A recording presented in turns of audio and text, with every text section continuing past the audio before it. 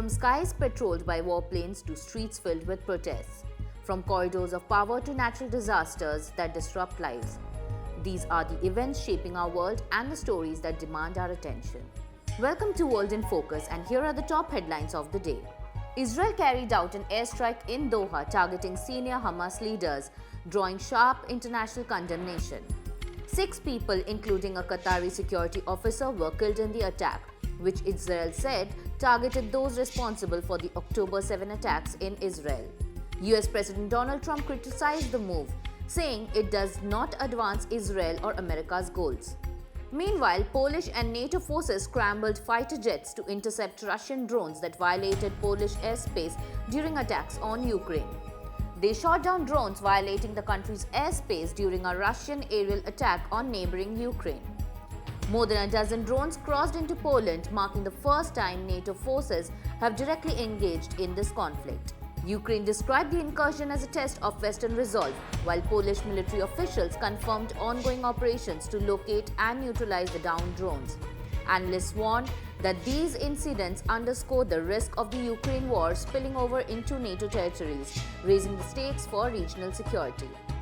Nepal's army has deployed patrols across the streets of Kathmandu as the Himalayan nation grapples with its most severe unrest in decades. What began as protests against corruption and nepotism escalated on Tuesday into widespread arson and violence. The Prime Minister resigned amid the chaos as politicians' homes were vandalized, government buildings set ablaze, and the parliament itself was stormed and torched. The Gen Z groups who initially led the demonstrations have since distanced themselves from the destruction, claiming the movement was hijacked by opportunist infiltrators. Continuous heavy rains on the holiday island of Bali have killed at least 6 people and blocked major roads in the capital Denpasar. 2 buildings collapsed, claiming 4 lives, while 2 more fatalities were reported in the Jembrana region, where authorities evacuated 85 residents. Rescue operations are ongoing as officials assess the damage and provide relief to affected communities. The floods have disrupted travel in this popular tourist destination.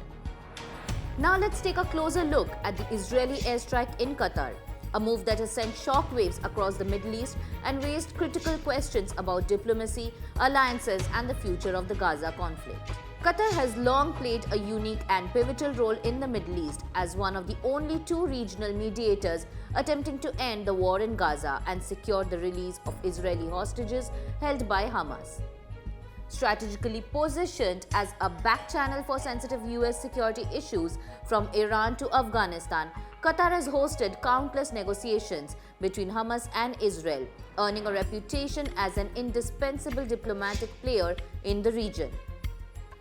Its efforts have been central to keeping dialogue alive even amid escalating violence.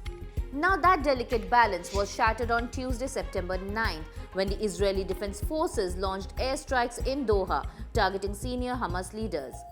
Israel called the operation Summit of Fire, claiming it struck those directly responsible for the brutal October 7 massacre.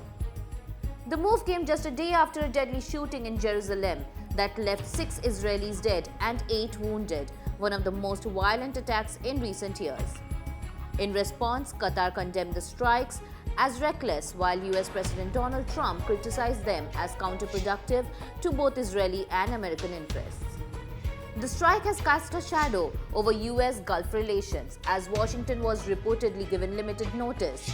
Gulf leaders, including advisors from the UAE, condemned the attack, describing it as betrayal. Analysts say the operation could damage America's reputation as a reliable ally in the region and complicate the delicate diplomacy required to mediate peace between Israel and Hamas. The implications for the Gaza ceasefire and hostage negotiations are profound. Qatar has been central to these talks, and the strike threatens to derail the process. With around 20 hostages still in Hamas custody, experts warn the attack could provoke retaliatory actions, potentially endangering their lives. While Israel claims readiness to pursue the US proposed deal, the strike has heightened uncertainty, illustrating the fragile interplay between military action and diplomacy. Even without immediate casualties among the Hamas negotiators, the Doha strike sent a message not just to Hamas but to the broader region.